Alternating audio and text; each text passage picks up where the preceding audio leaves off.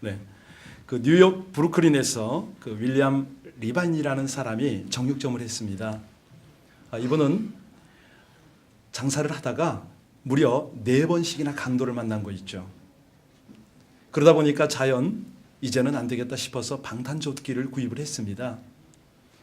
이 사람 저 사람 알게 되니까 주변 사람들이 도움을 원했어요. 결국은 여러 사람에게 방탄조끼를 이제 소개하게 됐고요.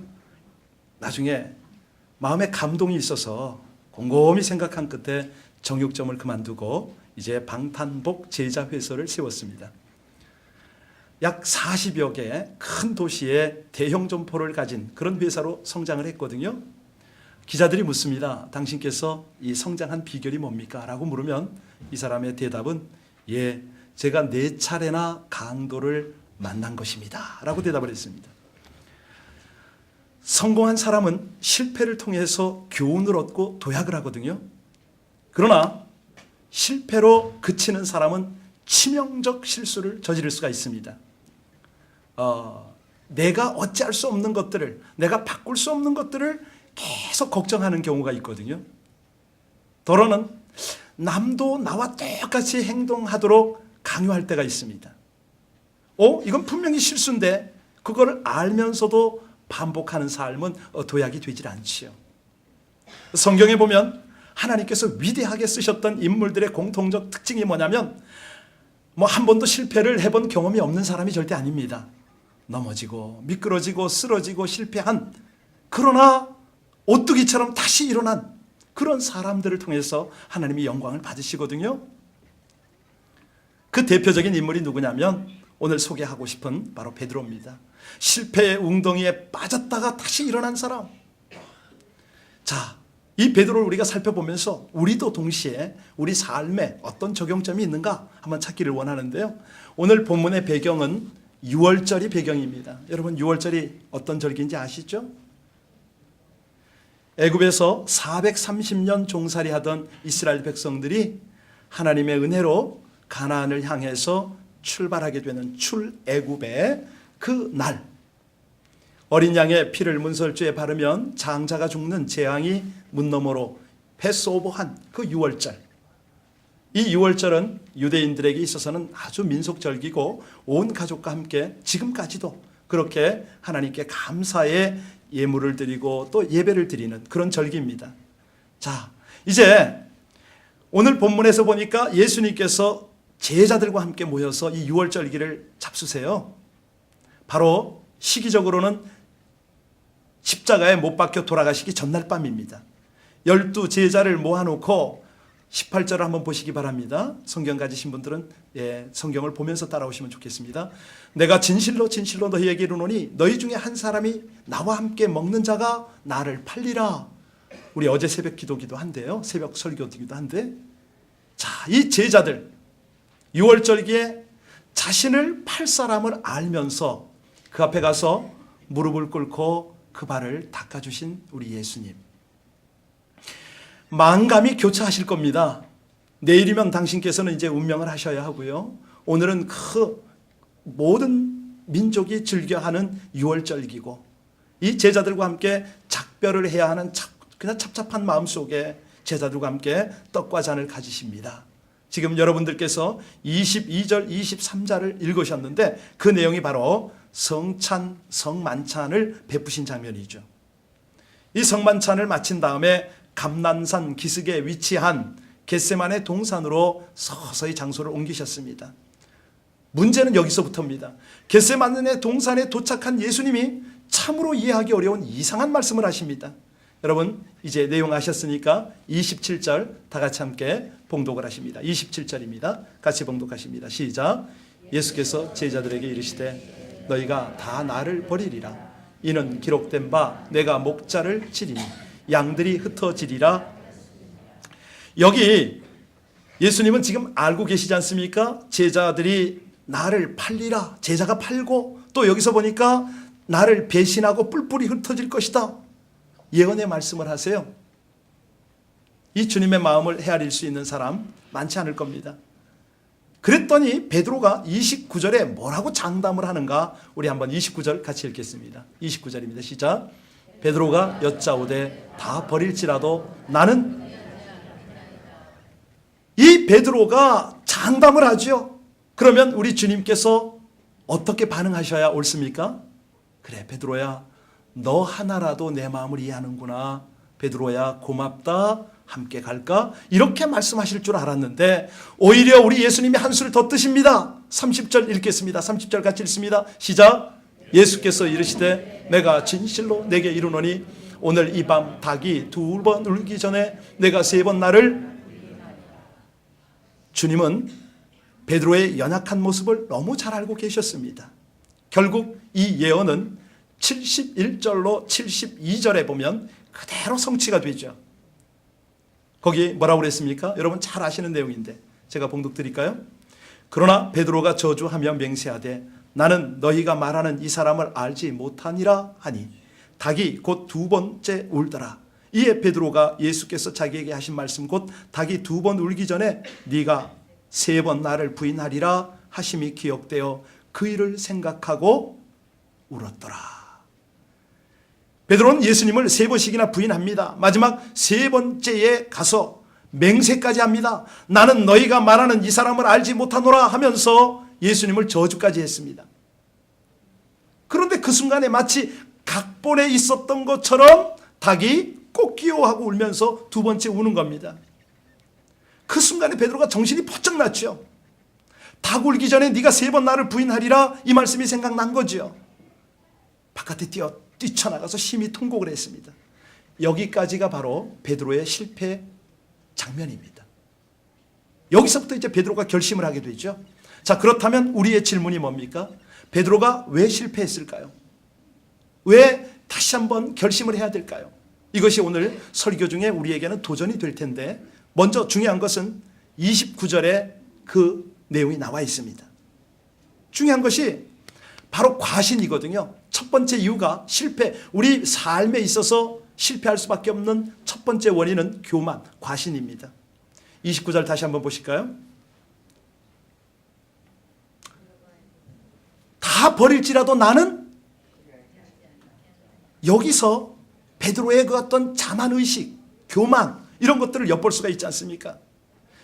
이 뜻이 뭐냐면, 주님, 야고보도 요한도 그래도 저하고는 3인방으로 주님을 따라다녔지 않습니까? 걔네들 다 떠나도 전 못 떠나죠. 전 안 떠납니다. 저 절대로 주님 배반하지 않겠습니다. 큰 소리칩니다. 주님께 약속하는 것 같지만 사실은 여기 뭐냐면 다른 제자들을 그들보다는 내가 뛰어나지 않습니까? 자기 과신이 있죠. 만약에 베드로가 여기서 뭐라고 대답해야 되냐면, 주님, 제가 다른 제자들에게 상처를 주면서까지 나서는 건 아니었는데요 라고 해야 옳습니다. 사실 그 옆에 제자들이 다 듣고 있지 않습니까? 요한이나 베드로나 뭐 다 마찬가지죠. 무려 자기를 제외한 11명의 제자가 다 듣고 있는데 그 소리를 하는 겁니다. 제가 앞섰습니다. 죄송합니다. 그렇게 했더라면 이 마지막 가는 주님의 길에 우리 주님의 마음 얼마나 위로가 됐겠습니까? 자, 그런데 31절 볼까요? 뭐라고 그럽니까? 31절 같이 읽습니다. 시작. 베드로가 힘있게 말하되 내가 주와 함께 죽을지언정 주를 부인하지 않겠나이다 하고 모든 제자도 이같이. 중요한 것은 베드로가 어떻게 했다고요? 더욱 힘있게 말했답니다. 내가 주와 함께 죽을지언정 주님을 절대 부인하지 않겠다는 거죠. 자, 여기서부터 우리를 한번 돌아보겠습니다. 우리 각 사람도 그렇지만 우리 주변에는 베드로와 같은 사람이 더러 있지 않습니까? 말끝마다 그렇게 말합니다. 절대로 꼭 혹은 죽어도 어떤 일이 있어도 이 말을 자주 붙이는 분이 계세요. 그죠? 저도 그런지 모르겠는데 다 그런 건 아니겠지만 일반적으로 그런 말을 하는 사람 치고 자신이 말한 대로 행동하는 사람은 드뭅니다. 정말 그렇습니다. 절대 시간 늦지 않겠다고 말하지만 나중에 보면 절대 시간이 늦습니다. 어떤 일이 있어도 약속 지키겠다고 아주 맹세를 했는데 나중에 보면 약속을 지키지 않습니다. 지금 오늘 본문의 베드로는 자기 목숨을 담보로 했습니다. 제가 주님과 함께 죽을지언정 주님을 절대 부인하지 않겠습니다. 아주 큰 소리 쳤어요. 그러나 나중에 어찌 됐습니까? 우리가 잘 아는 대로 주인을 부인해버렸습니다. 이게 뭐냐면 자기 자신을 지나치게 신뢰하다가 자기 자신을 과신하다가 결국 3번씩이나 넘어져 버리는 모습입니다. 이것이 인생이죠. 그래서 바울이 우리에게 뭐라고 부탁합니까? 그런즉 선줄로 생각하는 자는 어찌 될까 조심하라. 넘어질 줄 알고 조심하는 사람은 잘 넘어지지 않습니다. 우리 교회도 보니까 그냥 낮은 구두를 신으면 자꾸 뒤로 몸이 넘어진대요. 그래서 뒷구두를 좀 높이시더라고요. 안 넘어지세요 그러면. 여러분, 그래서 우리에게 조심하라고 말씀하십니다. 여러분, 교만이라는 것이 뭐냐면 우리를 망하게 하잖아요. 거만한 마음은 우리를 넘어지게 하지 않습니까? 왜냐하면 이것이 주님보다는 자신을 더 의지한다는 것이거든요. 주님보다는 자기 자신을 지나치게 신뢰하는 사람은 결국은 넘어질 수밖에 없습니다.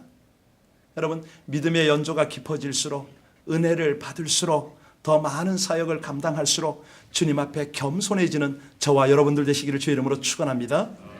두 번째 이유가 뭡니까? 기도하지 않아서입니다. 기도하지 않아서. 32절이 화면에 떴으면 좋겠는데 안 뜹니다. 우리 32절 성경책을 보고 다 함께 봉독합니다. 시작. 그들이 겟세마네라 하는 곳에 이름에 예수께서 제자들에게 이르시되 내가 기도할 동안에 너희는 여기 앉아 있으라 하시고,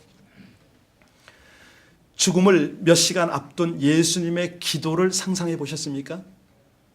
처절한 기도입니다. 제자들에게 부탁을 하십니다. 내가 기도하는 동안 너희 여기서 중보 좀 해주면 안 되겠니?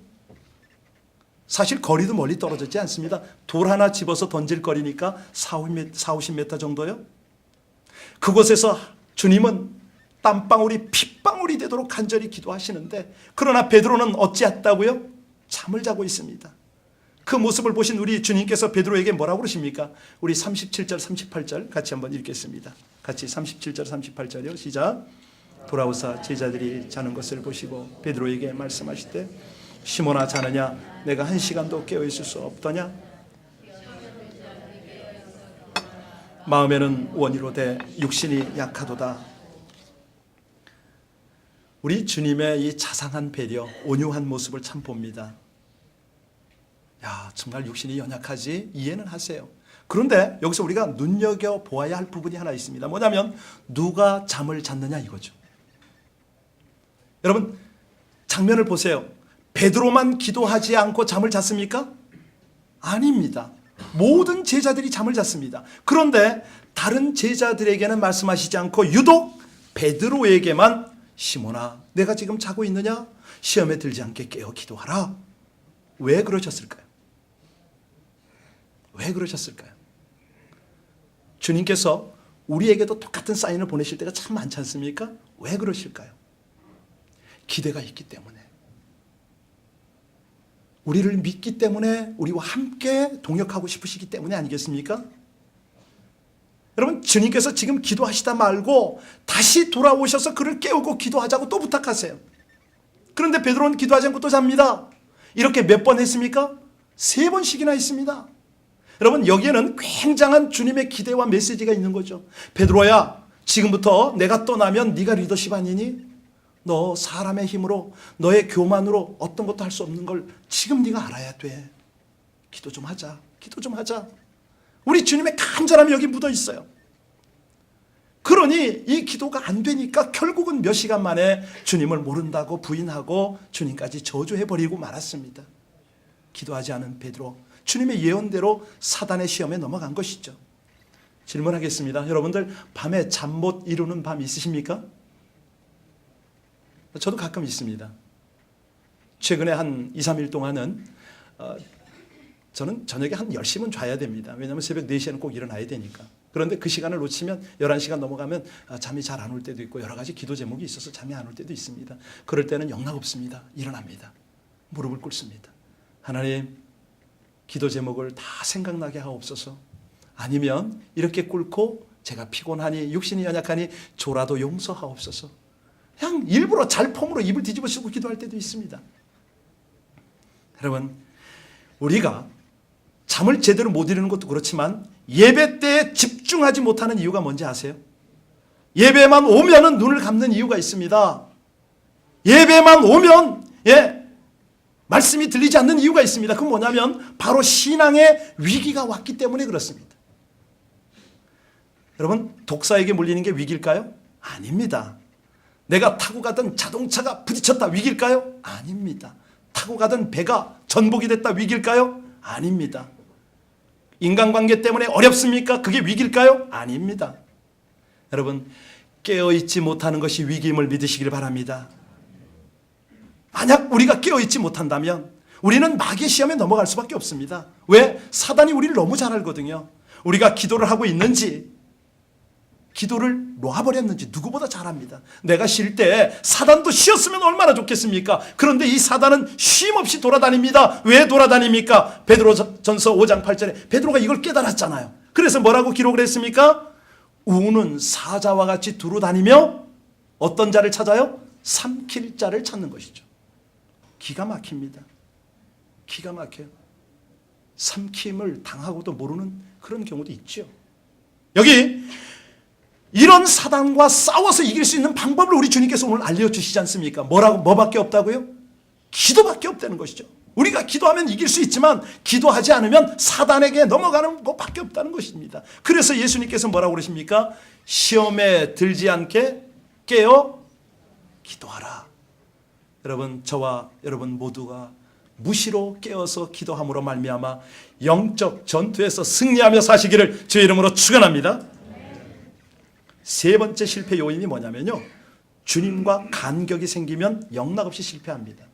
여기 53절 이하에 보면 그런 내용이 나옵니다. 주님께서 로마 군병들에게 붙잡히신 후에 대제사장이었던 가야바 집 뜰에 끌려와서 재판받는 장면이 나오죠. 그때 베드로가 어떻게 했습니까? 우리 청년들만 53절 54절 큰 소리로 청년들만 읽어주시기 바랍니다. 시작. 청년들이 이 모바일로 스마트폰을 다 가지고 있어서요, 찾기가 좀 어려웠는지 몰라요. 자, 53절 54절 큰 소리로 시작. 대제사장들과 장로들과 서기관들이 다 모이더라. 베드로가 예수를 멀찍이 따라 대제사장의 집 안뜰까지 들어가서 아랫사람과 함께 앉아 불을 쬐더라. 자, 여기서 중요한 거, 지금 여기 베드로가 어떻게 했습니까? 예수님을 따라갔습니다. 자기가 큰 소리 쳤기 때문에 말에 대한 책임을 져야 돼서 따라갔는지 모르죠. 아니, 수제자로서 스승의 신변에 문제가 있으니까 따라갔을 수도 있겠죠. 여하튼 간에 대제사장 가야바 집까지 따라갔습니다. 함께 있던 제자들은 다 도망쳐 버렸지만 베드로 한 사람만은 주님의 재판받는 가야바의 집안까지 들어갔다. 여기서 우리가 참 깨달을 것이 있습니다. 뭐냐면 어려움이 닥쳤을 때 사람의 행하는 모습을 보잖아요. 그때 바로 진짜와 가짜가 구별된다는 말 아시죠? 참된 친구와 그렇지 않은 친구의 구별법은 어려움이 닥쳤을 때 안다라는 말이 있지 않습니까? 오늘 이 본문을 가만히 보면서 우리 주님께서 제자들을 바라보며 구별을 하셨을 거라고 저는 그렇게 생각해요. 저들이 3년 이상 나를 따라다녔는데 참 신앙인인가 아닌가? 주님이 그때 알아보지 않았겠습니까? 하나님의 충성된 교인도 평소엔 잘 모릅니다. 그러나 교회가 어려울 때 보면 압니다. 선교지의 선교사 똑같습니다. 목사 똑같습니다. 어떤 하나님의 위기 상황 앞에서 하나님께 대하고 교회 앞에 대하는 태도를 보면 진짜인지 가짜인지 우리가 알 수가 있지 않습니까? 여기 제자들 보십시오. 평소에는 요한은 요한대로, 야고보는 야고보대로, 베드로는 베드로대로 서로 주님 곁에 더 가까이 있으려고 그랬습니다. 그러나 우리 주님께서 로마 군병에게 체포되실 때 그들은 다 도망을 갔죠. 물론 베드로는 도망치지 않긴 했지만 나중에는 주님의 뒤를 따랐습니다. 이걸 보면 역시 베드로는 수제자답습니다. 그런데 이 베드로가 어떻게 주님을 따라갔느냐? 여기 보니까 키워드가 멀찍입니다. 멀찍이. 이 멀찍이라는 단어를 눈여겨봐야 합니다. 왜냐하면 여러분들은 베드로의 성향을 잘 아시죠? 베드로 그럼 뭐가 떠오르세요? 다혈질. 대답하기를 즉시하는 사람으로 우리가 알지 않습니까? 가령 주님께서 제자들이 다 모여있는 자리에서 사람들은 인자를 누구라 하느냐 그랬을 때 베드로가 뭐라 그러죠? 앞에 톡 튀어나서지 않습니까? 여지없어요. 주는 그리스도여 살아계신 하나님의 아들입니다. 그랬더니 예수님이 너무 기쁘셔서 칭찬하시고 반석이라고 말씀하셨어요. 자, 그런데 또 있습니다. 거의 매번 뭐 그런 식이었는데 매번 주님께 요청을 하죠. 한날은 주님께서 풍랑이는 바다 위로 막 걸어오시잖아요. 밤중에. 제자들은 유령이라고 깜짝 놀라는데 우리 베드로는 어떻게 합니까? 만일 주시어든 저를 명하여, 예, 그래가지고 뭐 그냥 잠시지만 바다 위를 걸은 기적의 사나이도 되어 봤습니다.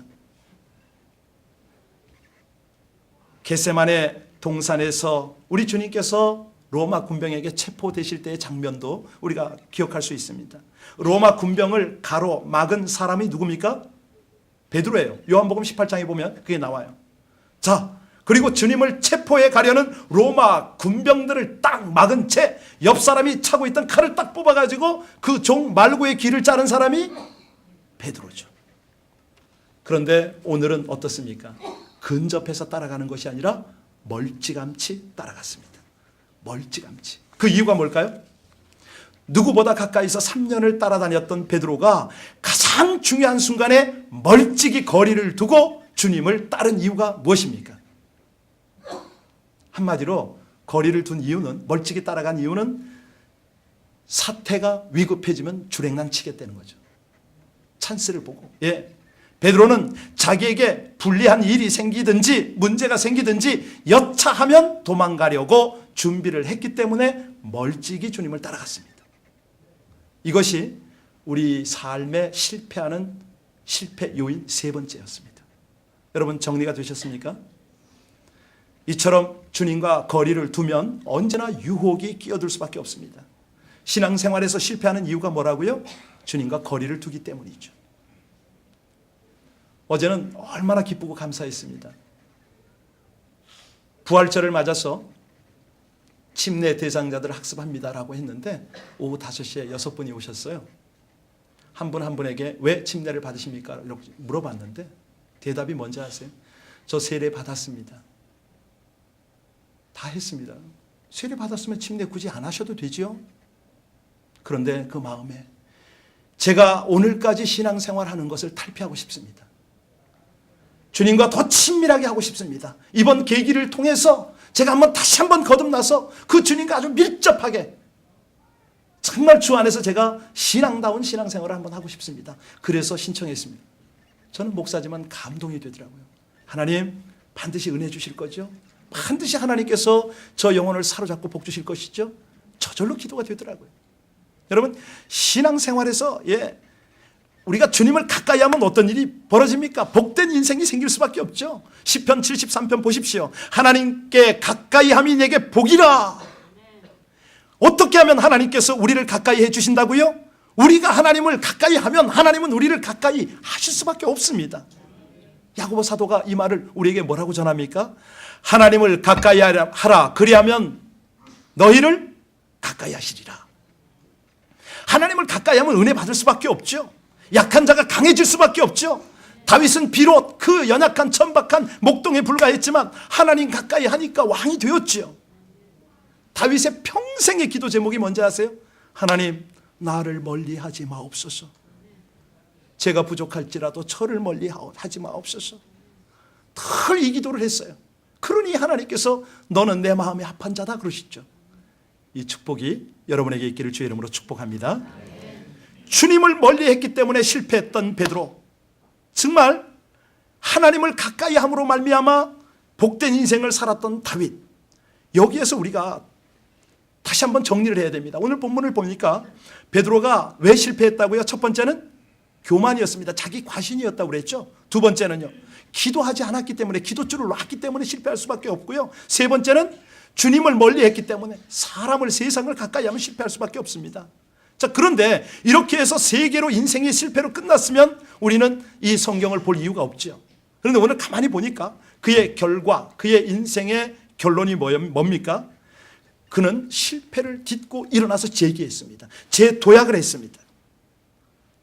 우리가 바로 이것을 교훈받아야 되는데요. 우리 삶의 신앙뿐만 아니라 삶의 전 영역, 모든 관계와 미래까지 이 내용을 적용을 해야 되는데, 어떻게 하면 주저앉아 있는 자리에서 다시 일어나서 도약을 할 수 있느냐? 첫 번째입니다. 우리 옆 사람에게 얘기할까요? 깨닫는 마음이 있어야 합니다. 아무리 좋은 말씀을 듣고 아무리 생명의 말씀을 들어도 깨닫지 못하면 신앙의 침체는 다시 회복될 수가 없습니다. 그러나 침체의 자리에 있었다 할지라도 주님의 말씀이 깨달아지면 터닝 포인트가 됨을 믿습니다. 도약이 됩니다. 여러분, 말씀이 깨달아지는 은혜가 있기를 주님의 이름으로 축복합니다. 마음밭이 기름지고 좋은 밭이 되어서 큐티를 하거나 주일 예배 설교를 듣거나 금요 예배를 들으시거나 셀 모임의 나눔을 통해서거나 새벽 기도를 통해서거나 여러분이 성경을 통독하다거나 하나님의 말씀이 깨달아지는 복을 받으시길 주의 이름으로 축복합니다. 그럴 때 삶의 풍성한 열매가 일어나죠. 두 번째입니다. 어떤 때에 재도약을 할 수 있느냐? 옆 사람에게 다시 한번 얘기할까요? 회개가 있어야 재도약합니다. 시작. 마태복음 26장 75절에 보니까 이에 베드로가 예수의 말씀에 닭 울기 전에 3번 나를 부인하리라 말씀이 생각나서 밖에 나가 심히 통곡하니라, 이 말이 나오죠. 닭 울기 전에 네가 나를 3번 부인하리라, 이 말씀이 생각나자마자 베드로는 어떻게 했다고요? 성격 그대로입니다. 바깥으로 나갔어요. 그 자리 잊지 못하고. 그리고 심히 통곡하며 회개했다. 이것이 베드로가 재도약을 한 이유다. 시편 51편 17절에 말씀하십니다. 하나님이 구하는 제사는 어떤 심령이라? 상한 심령이라. 하나님이여 상하고 통회하는 마음을 주께서 멸시치 아니하시리이다. 이렇게 말씀하고 있습니다. 우리 하나님이 지금도 원하는 것은 상한 심령임을 믿으시길 바랍니다. 사람에게 하소연하지 맙시다. 이 세상 의지할 수 없는, 의지할 힘도 없는 방백들을 의지하지 맙시다. 우리 회개를 통해서 기도하며 하나님만 의지하는 여러분들 되시기를 주의 이름으로 축복합니다. 여기 마지막 세 번째입니다. 우리가 재도약을 하는 비결 세 번째는 뭐냐면 성령 충만해야 됩니다. 성령 충만입니다. 성령 충만할 때 회복이 되는 거죠. 여러분, 우리가 잘 아는 대로 베드로가 언제 이 재도약이 됐습니까? 성령 충만할 때 오순절날 다락방에서 120문도가 모여서 그렇게 뜨겁게 기도했을 때 성령의 임재를 경험하고 능력의 사도가 되어서 다시 한번 하나님께서 힘을 받지 않았습니까? 담대하게 복음을 전했습니다. 나면서부터 안진뱅이 된 자를 성전 미문에 올라가다 말고 느닷없이 잡아 일으켰습니다. 내게 근과 음은 없으나 나사렛 예수 이름으로 명하노니 일어나 걸으라 했지 않습니까? 여러분, 귀신 들린 자 쫓아냈습니다. 각종 질병 고쳤죠. 그가 설교하니까 하루에 3,000명이나 회개하는 역사가 일어났습니다. 안수하니까 충만한 성령의 역사가 일어나는 것이죠. 여러분, 쿠어바디스 아십니까? 예, 생케비치가 쿠어바디스라는 소설을 썼죠. 근데 그 소설의 결론이 뭐냐면 베드로가 예수님처럼 십자가에 똑바로 못 박힐 수가 없다고 해서 십자가에 거꾸로 달린 채 순교했다. 뭐 이런 것이 아주 결론 같은 그렇게 묘사가 되어 있습니다. 우리도 마찬가지입니다. 우리가 실패하고 넘어질 수 있습니다. 어려움 당할 수 있습니다. 그럴지라도 성령의 충만함을 받으면 우리도 베드로처럼 실패의 자리에서 일어나서 재도약하게 될 줄로 믿습니다. 성령의 능력을 믿으면, 우리도 성령의 힘을 얻으면, 사실 우리 인생이라는 것이요, 사람은 누구나 실패할 수 있습니다. 문제는 실패를 어떻게 처리하느냐, 여기에 따라서 인생이 달라집니다. 현대인의 가장 큰 문제는 실패가 아니고 실패한 후에 다시 일어나지 못하는 데 있다 해도 과언은 아닙니다. 그래서 골드스미스가 그런 말을 했어요. 우리 인생의 최대 영광은 한 번도 실패하지 않는 데 있는 것이 아니다. 넘어질 때마다 일어나는 것이다. 이렇게 말을 했습니다. 다시 선포합니다. 가장 위대한 승리자는 쓰러지지 않는 것입니다. 쓰러질 때마다 쓰러지지 않는 것이 아니고 쓰러질 때마다 다시 일어납니다. 오늘 다른 거 다 잊어버려도 괜찮겠네요. 하나만 기억하십시오. 성경에는 일어나라는 말이 몇 번 있는지 혹시 아세요? 일어나라, 일어나 빛을 발하라, 일어나라, 걸으라. 이런 일어나라가 몇 번 있는지 아세요? 618번이 있습니다. 618번. 여러분, 이제 실패한 곳에서 일어나셔야 합니다. 침체의 늪에서 일어나야 합니다. 신앙적으로요, 영적으로 내가 지금 슬럼프에 있습니까? 정말 도대체 무기력합니까? 일어나시기를 주의 이름으로 축복합니다. 어떨 때 일어난다고요? 말씀을 다시 깨달으십시오. 그리고 깨달아진 말씀을 붙잡고 회개합시다. 누구 탓하지 말고 그냥 자기 회개하면 됩니다. 그리고 그 기도 속에 성령 충만함을 하나님이 기뻐 주실 것입니다.